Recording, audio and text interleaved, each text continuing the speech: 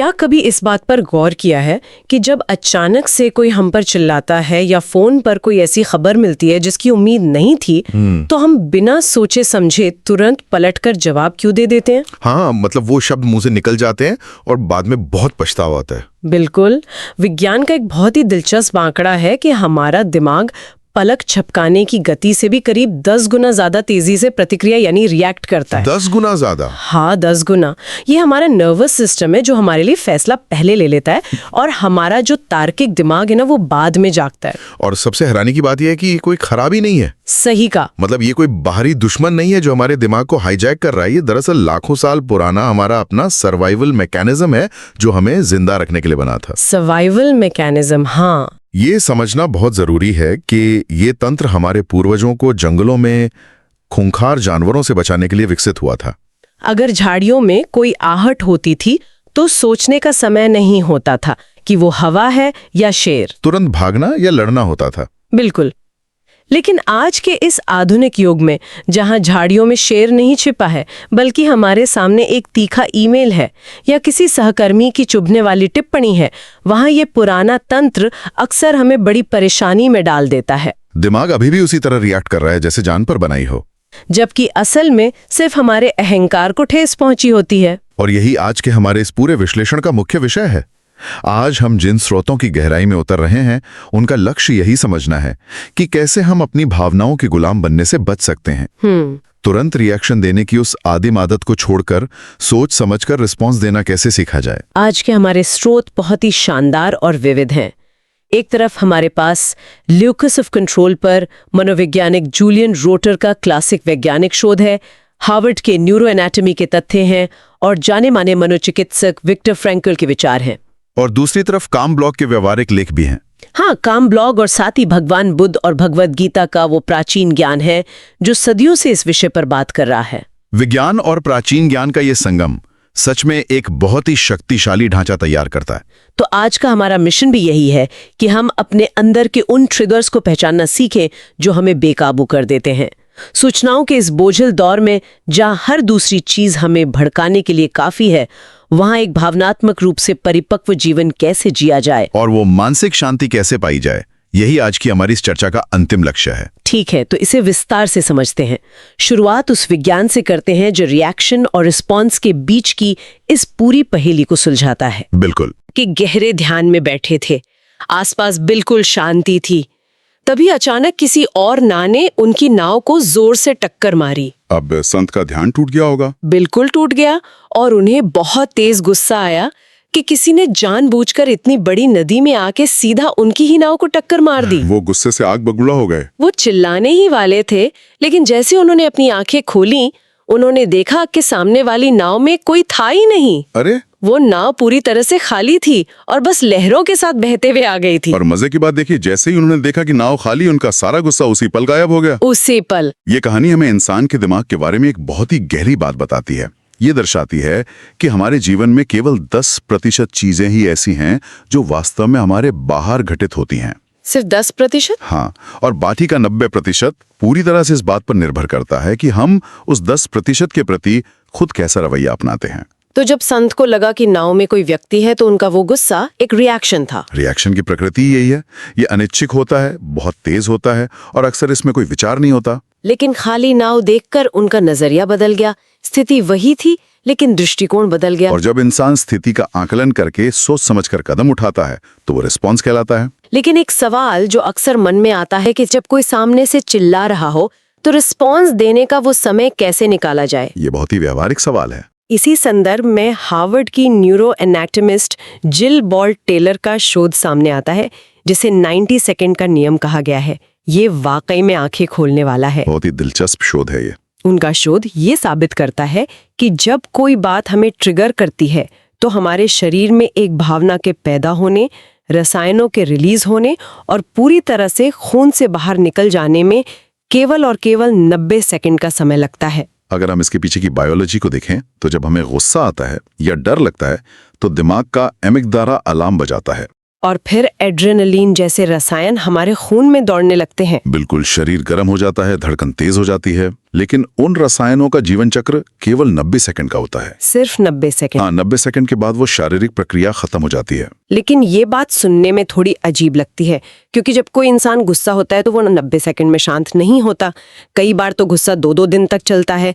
तो फिर ये 90 सेकंड का नियम वहां कैसे काम कर रहा है? यही तो सबसे बड़ा पैंच है। अच्छा। अगर 90 सेकंड बीत जाने के बाद भी इंसान गुस्से में है या तनाव में है, तो इसका सीधा सा मतलब ये है कि अब वो रसायन अपना काम नहीं कर रहे हैं। तो फिर क्या हो रहा है? इंसान के अपने विचार उस आग में घी डाल रहे हैं। हम उस घटना को, उस अपमान को अपने दिमाग में बार बार एक फिल्म की तरह दोहरा रहे होते हैं। उसने मुझे ऐसा कैसे कह दिया?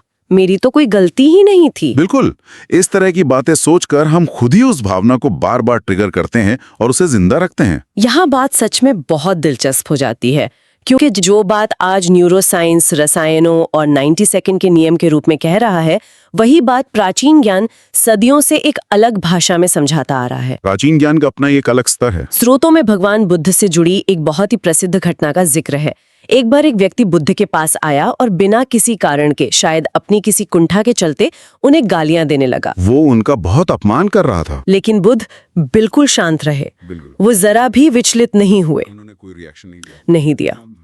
जब वो व्यक्ति गालियां देकर पूरी तरह से थक गया, तो बुद्ध ने बहुत ही शांति से उससे पूछा कि अगर कोई व्यक्ति किसी को कोई उपहार देता है और सामने वाला व्यक्ति उस उपहार को स्वीकार करने से मना कर दे, तो वो उपहार किसके पास रह जाता है? ये बहुत ही गहरा सवाल था। उस आदमी ने थोड़ा झिझकते हुए कहा कि जाहिर है वो उपहार उसी का रहेगा जिसने उसे देने की कोशिश की थी। और तब बुद्ध ने क्या कहा? बुद्ध ने कहा कि ठीक उसी तरह तुमने मुझे जो भी गालियां दी, मैंने उन्हें स्वीकार ही नहीं किया। यहाँ जो बात सबसे हैरान करने वाली है वो ये है कि असली इमोशनल मैच्योरिटी या भावनात्मक परिपक्वता का सटीक अर्थ यही है। लोग अक्सर इसे गलत समझते हैं ना? बिल्कुल। अक्सर लोग सोचते हैं कि परिपक्व होने का मतलब है कि इंसान पत्थर बन जाए, उसे कभी गुस्सा ही ना आए या वो अपनी भावनाओं को पूरी तरह से दबा दे। लेकिन ऐसा नहीं है।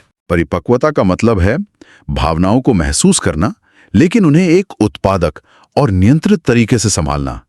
बुद्ध ने उस व्यक्ति के गुस्से को अपने ऊपर हावी नहीं होने दिया। काम ब्लॉक के स्रोतों में भावनात्मक परिपक्वता के 11 बहुत ही स्पष्ट संकेतों का उल्लेख किया गया है, जिनमें सबसे ऊपर है अपनी भावनाओं की जिम्मेदारी लेना। हाँ, परिपक्व लोग अपनी गलतियों को मानते हैं और दूसरों के प्रति सहानुभूति यानी एम्पैथी रखते हैं।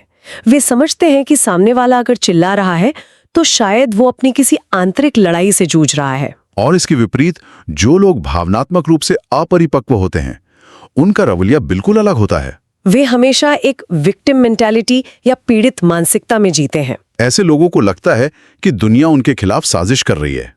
अगर वे ऑफिस के लिए लेट हो गए तो ट्रैफिक की गलती है। अगर वे किसी काम में असफल हो गए तो बॉस की गलती है। वे हर चीज के लिए बाहरी परिस्थितियों को जिम्मेदार ठहराते हैं, क्योंकि ऐसा करना आसान होता है और इसमें खुद पर काम नहीं करना पड़ता। इस पीड़ित मानसिकता से बाहर निकलने का रास्ता हमें प्राचीन ग्रंथ भगवद गीता में मिलता है, जो इस चर्चा को एक बहुत ही गहरा दार्शनिक आयाम देता है। भगवद गीता के अध्याय 2 श्लोक 56 और 57 में एक स्थित प्रज्ञ यानी ज्ञानी व्यक्ति की परिभाषा दी गई है। ये वो व्यक्ति है जो समभाव में रहता है। समभाव यानी इक्वेनिमिटी। समभाव का अर्थ है जीवन के उतार चढ़ाव में संतुलन बनाए रखना।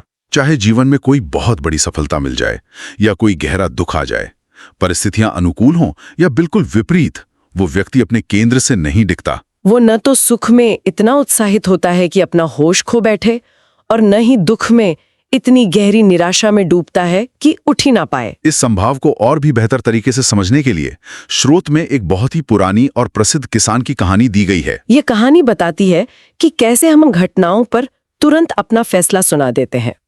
एक गांव में एक किसान रहता था। एक दिन अचानक उसका इकलौता घोड़ा भाग गया। गांव वाले दौड़े दौड़े आए और बोले होंगे कि अरे रे, ये तो बहुत बड़ा दुर्भाग्य है, अब तुम खेत कैसे जोतोगे? लेकिन उस किसान ने बड़ी शांति से जवाब दिया कि अभी कुछ भी कहना जल्दबाजी होगी। उसने उस घटना पर कोई ठप्पा नहीं लगाया।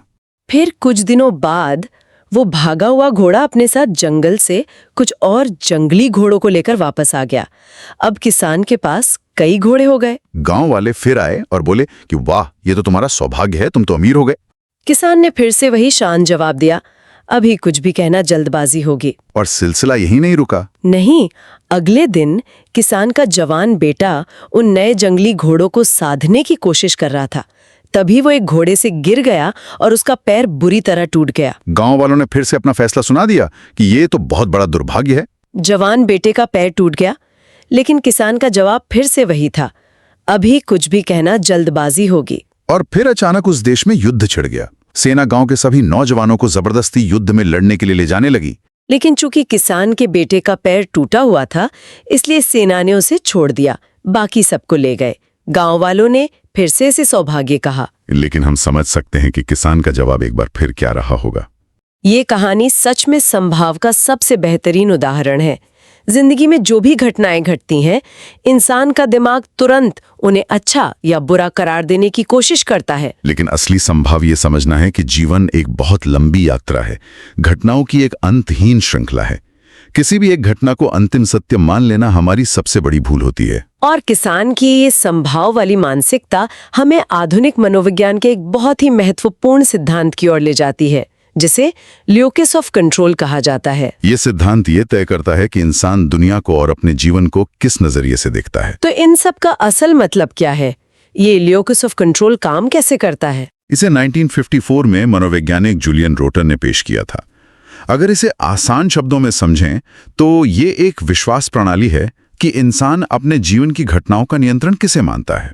कुछ लोगों का ये दृढ़ विश्वास होता है कि उनके जीवन में जो कुछ भी हो रहा है वो उनके अपने निर्णयों, उनकी अपनी मेहनत का परिणाम है। इस मानसिकता को इंटरनल लोकस ऑफ कंट्रोल यानी आंतरिक नियंत्रण का केंद्र कहते हैं।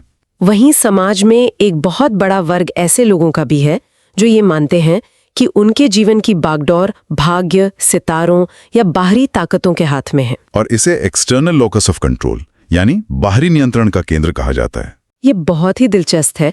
स्रोतों में इस लोकस ऑफ कंट्रोल सिद्धांत को लेकर एक राजनीतिक शोध का भी जिक्र किया गया है। ये शोध 1972 के अमेरिकी राष्ट्रपति चुनाव के दौरान किया गया था। हाँ, शोधकर्ताओं ने पाया कि जिन लोगों में इंटरनल लोकस ऑफ कंट्रोल हावी था, यानी जो अपनी किस्मत खुद लिखने में विश्वास रखते थे, उनका वैचारिक झुकाव रिपब्लिकन पार्टी की तरफ ज्यादा देखा गया। जबकि जिन लोगों में एक्सटर्नल लोकस ऑफ कंट्रोल था, वे डेमोक्रेटिक पार्टी के नीतियों से ज्यादा जुड़ते हुए दिखें। ये देखना बड़ा दिलचस्प है कि कैसे हमारी बुनियादी मनोवैज्ञानिक संरचना हमारे राजनीतिक और सामाजिक विकल्पों को आकार देती है। और हाँ, यहाँ हमें ये स्पष्ट रूप से श्रोताओं को बताना होगा कि हम या ये शोध किसी भी राजनीतिक विचारधारा या दल का समर्थन या विरोध बिल्कुल नहीं कर रहे हैं। बिल्कुल नहीं। हमारा काम केवल मूल शोध में दिए गए तथ्यों को निष्पक्ष रूप से रिपोर्ट करना है। ये सिर्फ इंसान के दिमाग और उसके नजरिए को समझने के लिए एक एकेडमिक डेटा पॉइंट है। मनोविज्ञान सिर्फ ये देखता है कि सोच कैसे व्यवहार में बदलती है। सही कहा, ये सिर्फ एक पैटर्न को पहचानने की कोशिश है। लेकिन अगर हम इसे व्यापक दृष्टिकोण से जोड़ें तो इस लोकस ऑफ कंट्रोल का सीधा असर केवल हमारे रोजमर्रा के फैसलों पर ही नहीं, बल्कि जीवन और मृत्यु जैसी गंभीर स्थितियों तक पर पड़ सकता है। इलिनॉइस और अलाबामा राज्यों में आए बवंडर का एक बहुत ही अचंभित करने वाला केस स्टडी दिया गया है स्रोतों में। शोधकर्ताओं ने जब डेटा देखा तो पाया कि अलाबामा में बवंडर से मरने वालों की संख्या इलिनॉइस की तुलना में बहुत ज्यादा थी, जबकि दोनों जगह तूफान की तीव्रता लगभग समान थी। जब इसका मनोवैज्ञानिक अध्ययन किया गया तो पता चला कि अलाबामा के अधिकांश निवासियों में एक्सटर्नल लोकस ऑफ कंट्रोल बहुत ज्यादा हावी था। उनका ये मानना था कि सब कुछ ऊपर वाले के हाथ में है, अगर तबाही आनी है तो उसे कोई टाल नहीं सकता।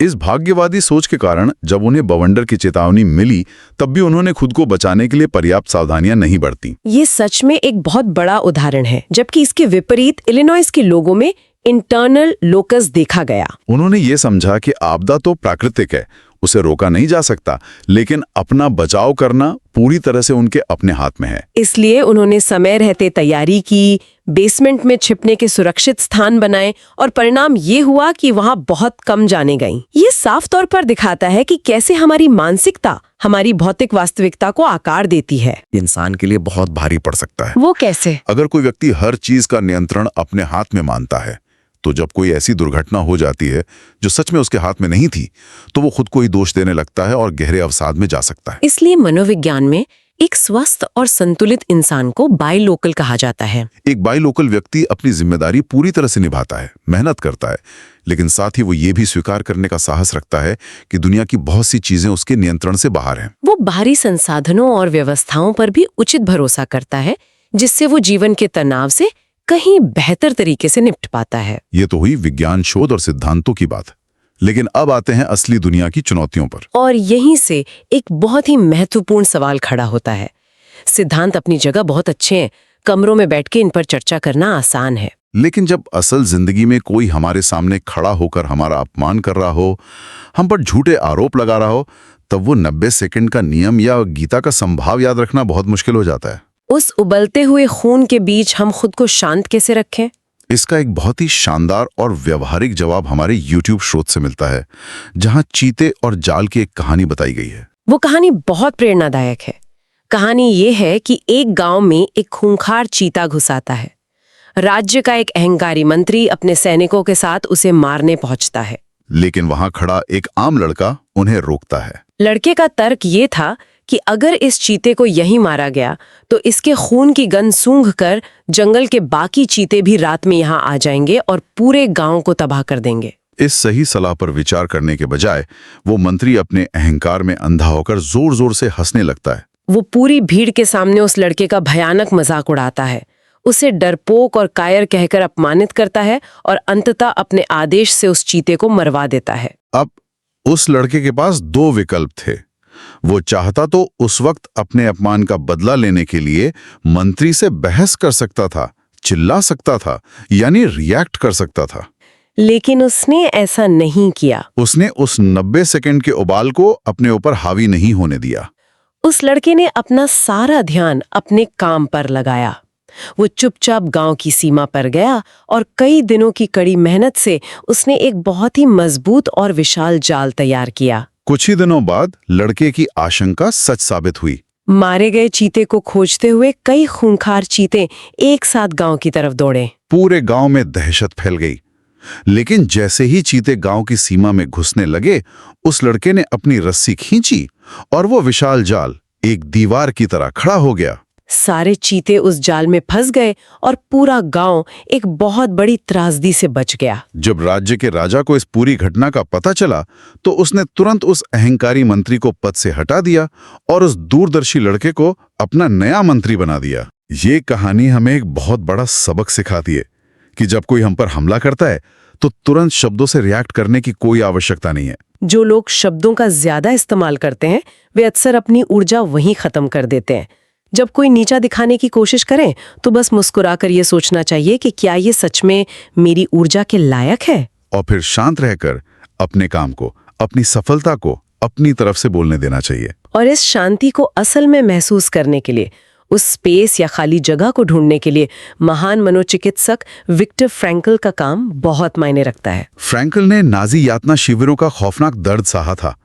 उन अमानवीय परिस्थितियों में भी उन्होंने जो बात सीखी, वो मनोविज्ञान की दुनिया में मील का पत्थर है। उन्होंने कहा था कि उद्दीपन यानी बाहरी ट्रिगर और हमारी प्रतिक्रिया के बीच हमेशा एक खाली जगह होती है, और उसी खाली जगह में हमारी ये आज़ादी छिपी है कि हम अपना जवाब कैसे चुनें। उस आज़ादी को, उस स्पेस को रोजमर्रा की जिंदगी में कैसे पाया जाए, इसके लिए हमारे स्रोतों में फ्रीडम टू चूज प्रोजेक्ट की कुछ बेहतरीन व्यवहारिक तकनीकें दी गई हैं। पहली और सबसे तुरंत काम करने वाली तकनीक है बॉक्स ब्रीदिंग।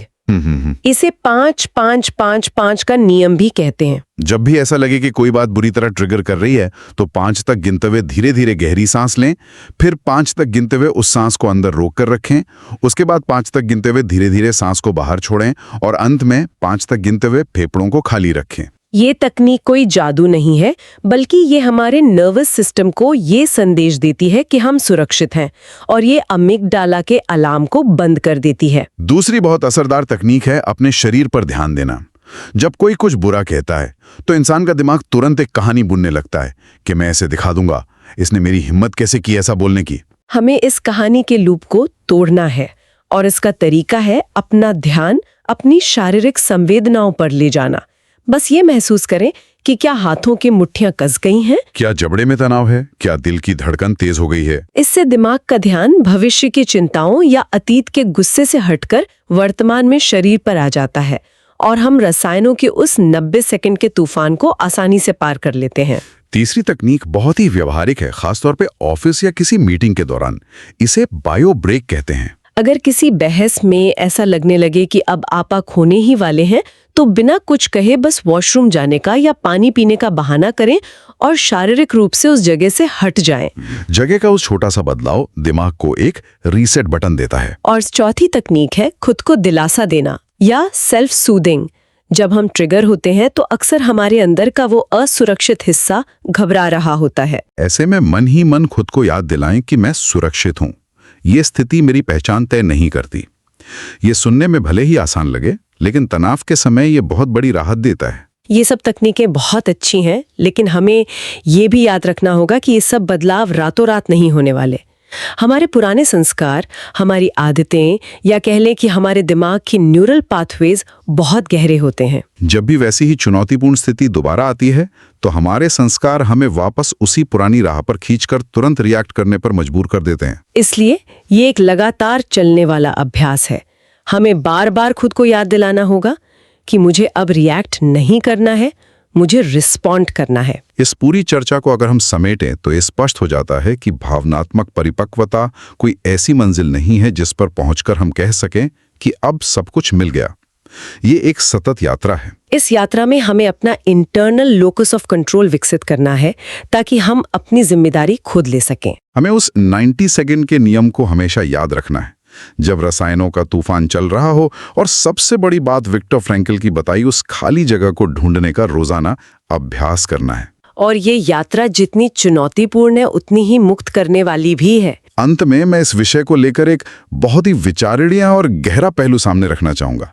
हमारे स्रोत के एक हिस्से में एक बहुत ही चौंकाने वाली बात कही गई है कि हमारे जो ट्रिगर्स होते हैं वे अक्सर वर्तमान स्थिति के बारे में होते ही नहीं है, वे असल में हमारे अतीत के बारे में होते हैं। ये बहुत गहरी बात है। तो इस बात पर गौर कीजिए अगली बार जब कोई छोटी सी बात, किसी का कोई सामान्य सा वाक्य आपको बहुत ज्यादा गुस्सा दिला दे या दुखी कर दे, तो क्या ऐसा हो सकता है कि वो सामने वाला व्यक्ति असल में कुछ गलत कर ही ना रहा हो, बल्कि उसका वो व्यवहार अनजाने में हमारे ही बचपन के किसी गहरे अनसुलझे घाव का सीधा रास्ता दिखा रहा हो। विचार करने वाली बात यह है कि क्या हमारे ट्रिगर्स सच में हमारे दुश्मन हैं जो हमें परेशान करते हैं, या फिर वे खुद को पूरी तरह से ठीक करने का हमारी अपनी ही आत्मा का एक छुपा हुआ नक्शा है जिसे हम आज तक पढ़ नहीं पाए। ये सच में एक ऐसा विचार है जो इंसान के सोचने के पूरे नजरिए को बदल सकता है।